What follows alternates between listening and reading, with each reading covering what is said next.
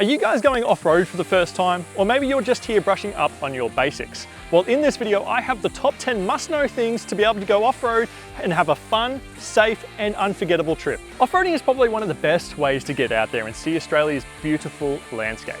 Now, it's not as simple as just getting that full drive and pointing it down those tracks and hoping for the best. There's a lot of preparation that's involved. And that's why in this video, I've made a list of 10 different things, which I think are the must-know tips in order to keep your vehicle safe and you to have a fun time while out there in those tracks.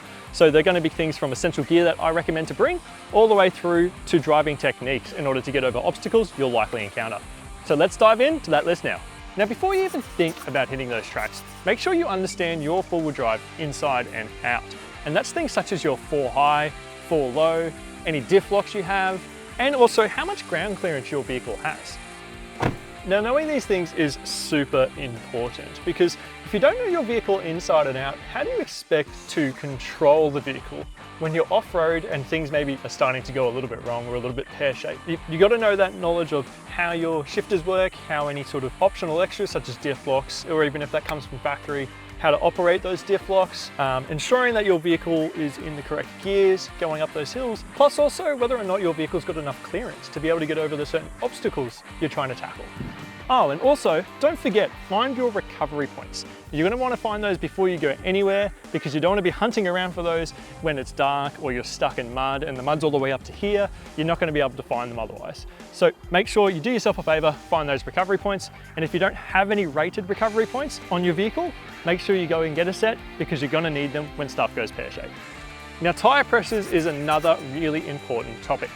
So adjusting your tire pressures is super crucial and it's going to enable you to get through those sand, rock and mud terrains a lot easier than running at full highway pressures. And the reason for that is when you lower your tire pressure and adjust it down, it's going to enable the footprint of that tire to be a lot bigger and grab that terrain a lot better. Now, with the case of sand, the reason why it works a lot nicer with lower pressures is because it's stopping you from penetrating through that sand. It's enabling that footprint to spread out a lot more, putting your weight of your vehicle across more and more surface of that sand, stopping you from sinking. Where it's the case for rock and mud, it's grabbing that terrain a lot nicer and pulling you through that terrain and gripping it. So that's why you need to adjust your tire pressures. And my general rule of thumb when I go off-roading is between about 15 to 20 PSI. And if you get to some really tough stuff and you get like stuck or bogged, you can go down a little bit lower, maybe down to like 12. Potentially even 10, depending how stuck you are and if everything else isn't working, you can lower it a little bit more. But yeah, general rule of thumb between 15 to 20, that's generally what I would say, but always adjust your tire pressures. It's super important when you go off-road. Now, getting stuck is just part of off-roading and also, to be honest, a little bit of fun. This is where it comes into the point of bringing recovery gear. So at a minimum, I recommend some sort of recovery track. This is gonna get you out of, let's say 8 out of 10 situations that you're gonna find yourself in. It's gonna give you that extra grip, whether it's like sand, mud, something like that. You're gonna get bogged down or your vehicle just can't get enough traction somewhere. That's what the recovery boards are really good for. Pretty much just find a set that works for you. Make sure it's a strong set because you don't wanna have this thing break on you when you're stuck in a situation and you have nothing else. That'd be really unideal. So have recovery boards that are reputable and have good strength ratings, things like that.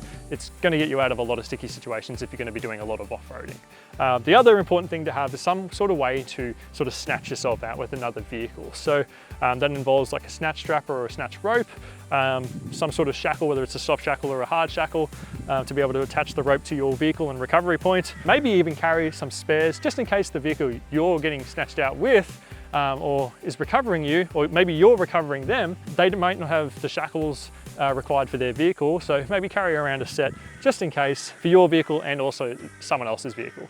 Also a set of like PPE or some sort of gloves to help protect your hands. You're gonna be sticking these in all sorts of weird places generally when you're trying to attach these snatch straps close to exhausts, inside bog holes where you have no idea what there is, things like that. It's just best to protect your hands if you have a set, and it's really easy just to throw a set of gloves somewhere inside your car for those situations. Outside of that, you're gonna be wanting to have some sort of recovery gear or some way to recover your vehicle in the instance that you get stuck somewhere. It's just best to carry something. So that's why at a minimum, best case scenario, have both. Now, I'm probably right now breaking one of the most important rules, and that rule is take someone with you when you go forward driving, and at the very least, let someone know where you're going.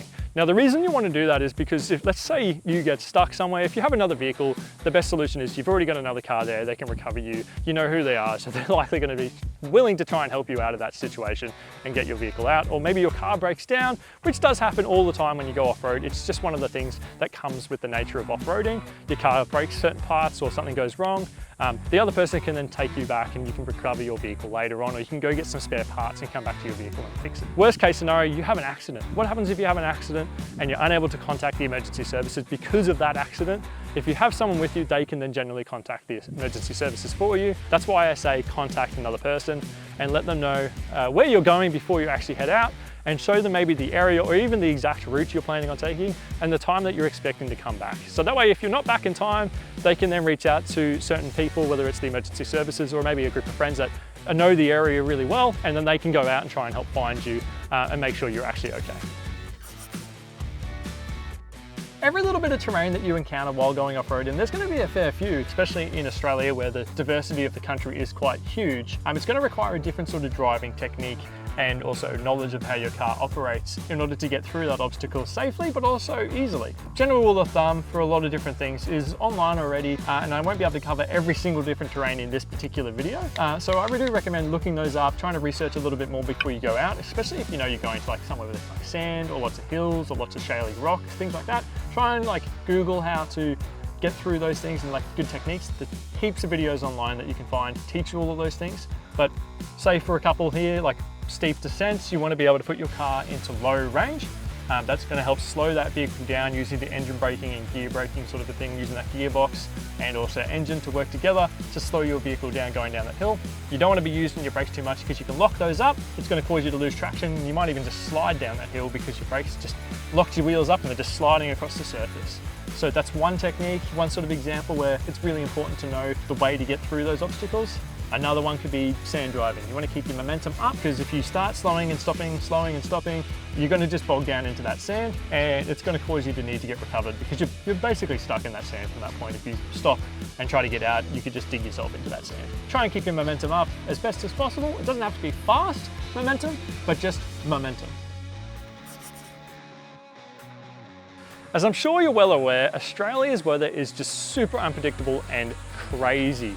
And it could be really sunny one day and then all of a sudden a mini tornado is ripping through the Brisbane River, ripping out all of the damn trees and causing absolute mayhem. What was up with that? I really don't understand. Anything could really happen out in the Australian bush with storms. They can be really, really scary, especially if you're in some sort of mountainous area or where there's a lot of trees or maybe even zero coverage at all from the weather, so that way you're just fully exposed to that storm. That's why it's important to get a good weather app on your phone or some sort of device that you have while you go forward driving, so you can check the weather while you're out there, just in case you can sort of see something brewing in the distance, or even check the weather before the day you go and on the day you go to make sure that there's no sort of storms or weather systems going to the area you're planning on going to, because it can just turn an absolutely nice easy track like this one, for example, into an absolute nightmare. This is clay ground. If this gets wet, no one's getting out. It is literally the slipperiest thing in the world. You just get stuck, you get bogged. It's terrible. And it is like that in a lot of different areas in Australia. It just turns to absolute and no one can get out. And you don't want that. That's not enjoyable, that's not fun. It's just gonna break your car and it's gonna break your spirits. Some things that are often overlooked when people go forward driving, and even if it's like a short trip, is taking essentials such as water, food, and first aid. These are all really essential to take in Australia in general, just anywhere you go, whether it's forward driving, camping, or even hiking. It's really important to take these essentials. One, because it's really hot, you're going to be sweating it out like I am right now. You're going to need to top up your water, make sure you don't get dehydrated. Taking some food is good just to top up your energy levels, especially if you're not anticipating on being out there very long. Sometimes you get stuck and you're out there for a fair few hours and you just need a little bit of extra food to sort of keep yourself awake, keep yourself aware, and be able to help you get through that situation without having to struggle too much because you can't focus properly because you're hungry and your body's just not operating correctly.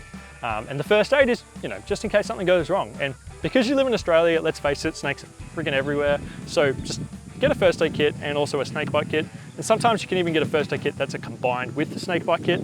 Those are really good as well for making sure that you can pack it down in one sort of container and put it somewhere nice inside your vehicle. So make sure it's easy to access as well inside your vehicle, and people that are going with you know where it is. That's another really important tip. Oftentimes people have a first aid kit, but no one knows where it is. Make sure people know. But yeah, those are some essential things that I recommend on taking when you go forward driving, even if it is for a short time, as it could potentially save your life or even just save your stomach or someone yelling at you. You never know.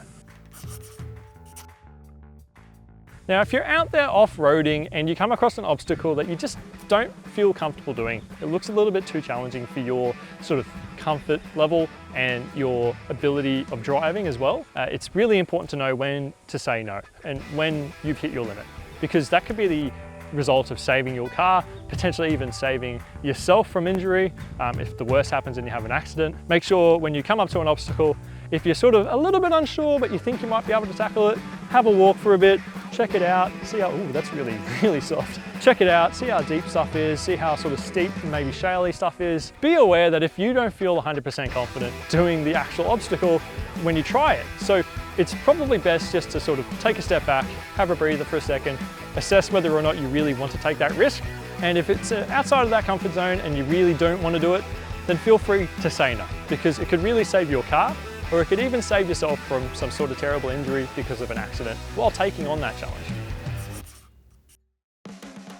Another really important thing, which is unfortunately quite sad that it's happening so often, as you can clearly tell, is people not respecting the tracks of Australia. So make sure when you go out there, my tip is to respect those tracks. Stick to the marked road or the marked trail in order to not sort of damage the terrain even more. And also clean up after yourself. If you have some food out there or you find rubbish on the ground like this, take it away with you because that way it's going to keep those trails open for longer, and it's going to ensure that you can continue to do the full driving in Australia like you like and enjoy for much longer, instead of having those tracks shut down, which is currently happening because just people aren't respecting the tracks enough. So make sure you don't follow in their footsteps, respect those tracks, clean up after yourself and enjoy the full driving for a much longer time. Now, my last tip of the day is to make sure you go out there and have some fun, but also stay safe, because at the end of the day, full driving is about adventure, getting out there, seeing sights you wouldn't otherwise be able to see unless you did go off-road with your four-wheel drive. So enjoy it while you can and get out there, go explore, have some fun, but also ultimately stay safe, so that way you can go back out there again and continue doing it. So there you guys have it. Those are my top 10 tips for everything you must know before going off-road in Australia. So if you guys have enjoyed today's video, make sure you leave a comment down below. Let me know what your favorite tip was, or maybe leave your own top tip for going off-road in Australia, so others can also be educated and shared what sort of experiences other people get. Also, like and subscribe to the video if you did enjoy it, so that way it lets us know that you've enjoyed this style of video and we'll be able to make more in the future. So otherwise guys, get out there, go exploring, and I'll see you on the tracks.